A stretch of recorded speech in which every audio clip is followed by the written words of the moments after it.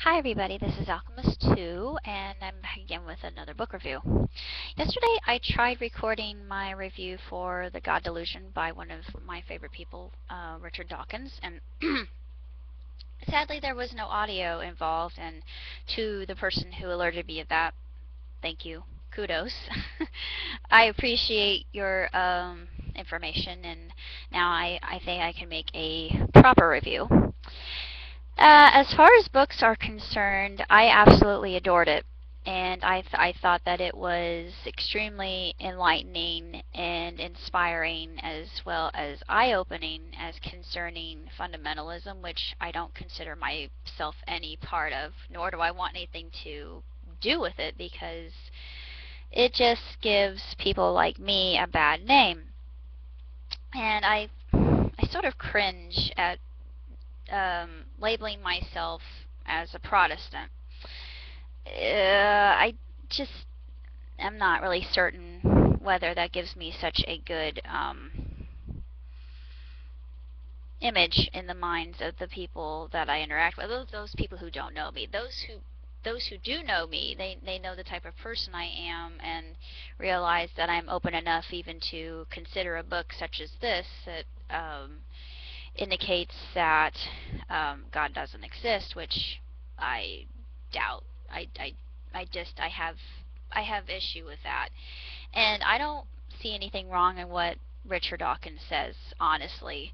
He even revised the selfish gene, which I thought was very humble of him. At first he had said that all genes in their very nature are selfish, and that's not true. Even in the book that I'm reading, which is called The Other Brain, I haven't finished it yet, but once I do, I'll do a review of that, and it's fascinating, just like this book.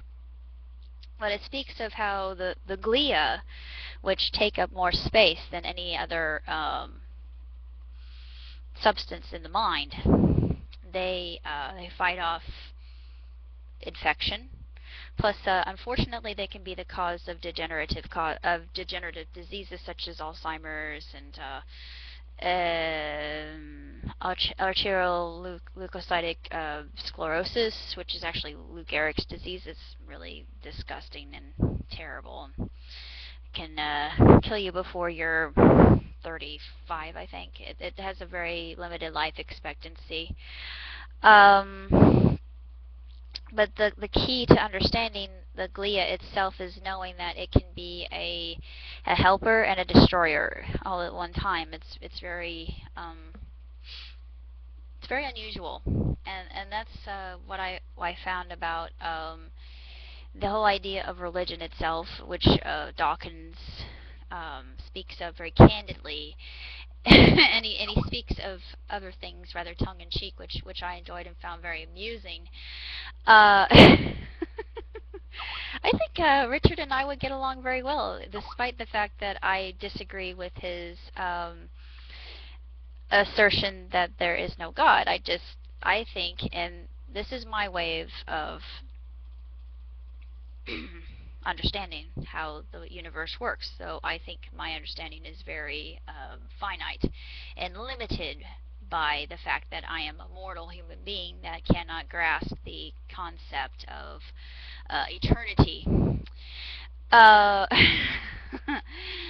I feel that there is an essence, call it God, call it whatever you wish, need not label it in any way, shape, or form, because there are no such labels for such elements as this. This is in the realm that we cannot grasp or comprehend. I feel that this particular essence created everything that we see, the things that we can't see, the elements that we can't fathom, everything. To be simplistic about it, and it goes far beyond my ken. Honestly, I just I struggle with things such as this because I am a scientist and I am skeptical by nature, cynical. I tend to question why things are the way they are. I like to see how the inner mechanisms of something actually move, how they function, how they click together to make a certain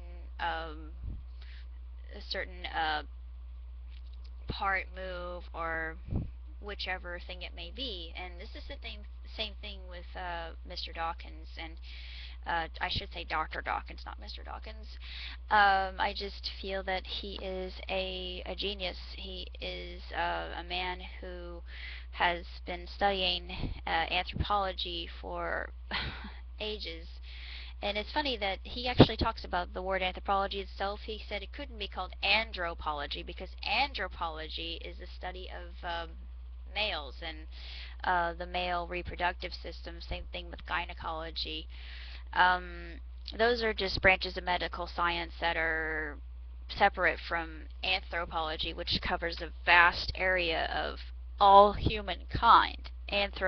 Human, pology, study of.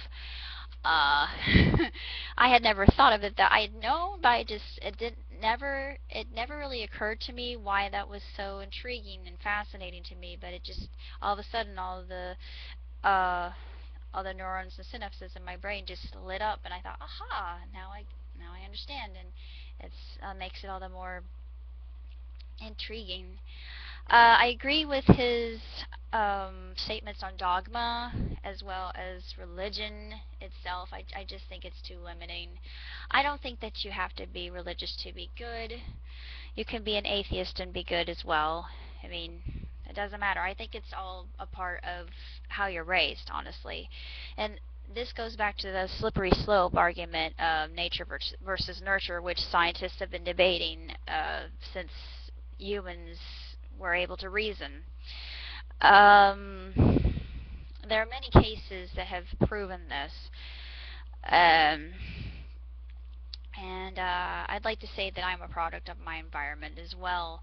Uh, both my parents have raised me to be a woman, a good woman, and I am happy that I'm tolerant of other people, and I don't put people down just because they believe a certain way, or um, they may have different beliefs. Uh, no, I don't uh, I don't make fun of people for that. I don't put people down. I don't say, well, you're wrong, because who am I to say that? I'm no, I don't do such things as that, and neither does Richard Dawkins, which I think that is a very humanitarian way of looking at it. And I think the whole study of anthropology itself is the key to every other study known to man. Um, I agreed with his statements on abuse within the church, and it's really, sad. And that's another thing that gives us a bad name, that it's part of the Catholic sector more than it would be the Protestant sector, and I just don't understand why this happens, and I find it very disconcerting. But it's one thing that I don't think will ever change unless people come to realize that the old ways don't work so well, and they need to broaden their horizons a little bit. I think that would help. And the other thing is, for people like myself, I label myself as a spiritualist, metaphysicist, philosopher, and a Gnostic. And I think that's the truest essence of me, this vessel that I call Alchemist 2, which, will someday join uh, the essence of all, the ether, and be a part of the world, uh, feeling somebody else, which always gives me great comfort. I like that idea that my particles will belong to somebody else someday when they breathe them in. Uh, kind of a creepy thought, but to me, I think it's really awesome. I think that's such a cool thing. So in a way, I live on, and my soul and this is my thinking. I don't know if this will occur or not. I think I'll go to paradise or the great beyond or whatever you want to call it.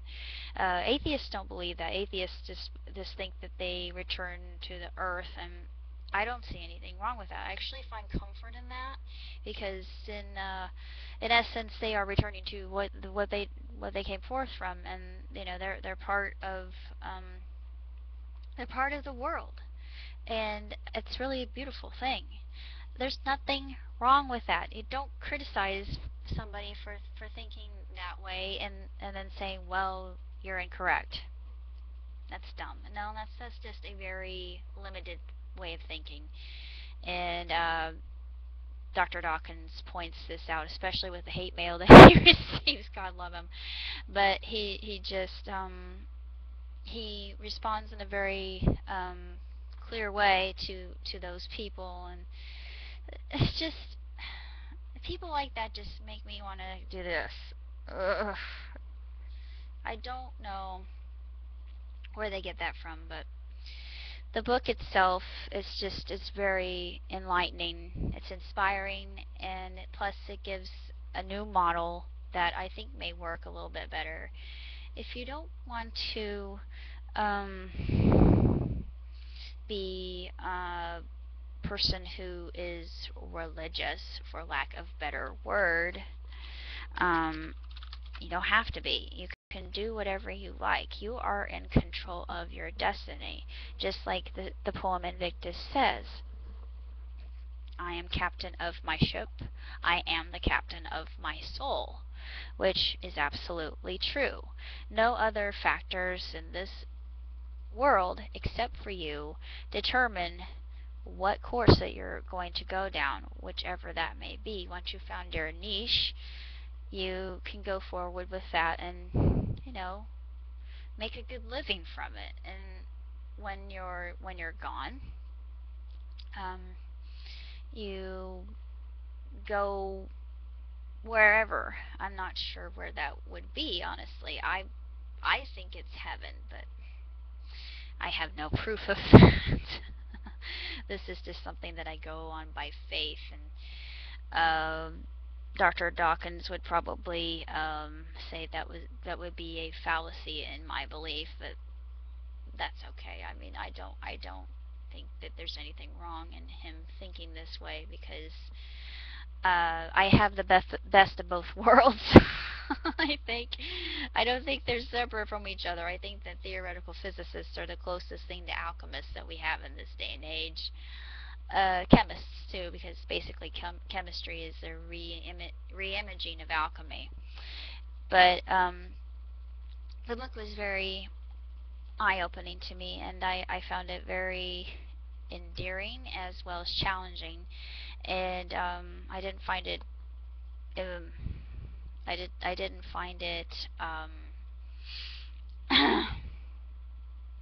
upsetting whatsoever. I just feel that Richard Dawkins has many ideas that are very understandable, and they make sense. And what that creed that he has, that the creed, the new humanist creed, I think that should be used in schools everywhere. I think that it's the most fundamental, commonsensical way of looking at things. And nobody will cut each other's throats or blow each other up because of it. It's that simple. I mean, why can't we just get along? It's not that hard if you just realize what you can do to open your mind, open your heart, and not be afraid of insulting everybody every whip stitch. Yeah, you're going to insult somebody at some point in time, but so long as you keep your mind open and you are kind to your fellow man, more than likely you will get kindness in return from a lot of different people, because for the most part human beings like to work socially. That's why he updated the selfish gene, because we are programmed to be social creatures. And this has been illustrated many times in Jane Goodall's work with chimpanzees. Um, I'm not really sure what else to say about the book itself, although it's short and sweet and cut straight to the point in many essences. And I absolutely adored it. I give it 2 thumbs up, 5 stars, and I'd be happy to read another one of his books just because I feel that he is the greatest evolutionist of our time, and I agree with every single solitary thing he says about evolution because it's time tested and is proven. And you can't really go wrong with proof. It's everywhere you look. It's in the rock. It's in the trees. It's in you and me, in our genes. When we see how we've been growing, we're taller than we used to be. Our forebrains are much smaller because there was a time in the past where there was a race of human beings. Forget what they were called. I think they were in central Mexico, but they had bigger forebrains and elongated foreheads, uh, and they were not violent. They didn't use weapons, and their society was just it was absolutely terrific. But I'm hoping that we can come to the fact to realize that we need to rely more on each other. We need to get away from these so-called ideas, these certain things that, like technology. Yeah, technology is all well and good, and it's a terrific, wondrous invention, but you can't rely on it so much. You have to realize that there are human beings in the world and we need to interact. And also the idea of the fact that we should put aside such petty ideas as politics and religion and just come to the fact that we are human beings. We are human beings, and um, we we need to respect each other because that's the only way that we're going to be able to survive. And hopefully everybody out there is listening to me because that's very serious. I'm being very forthright in how I say this. We have to be very cautious in the years to come because we may have to really um, pull together our resources and be innovative like we did when we were um, explorers and pioneers in this colonists. We're probably going to have another time like that in our life again. So we need to learn to stick to the fundamental truths of humanitarianism. And I think that's what Richard Dawkins was really getting to. That's the meat in the coconut in his book, and I love it for that. And I just wanted to share that with all of you out there. And hopefully you can take that idea to the bank and share it with others that may need to have a little bit of enlightenment as well.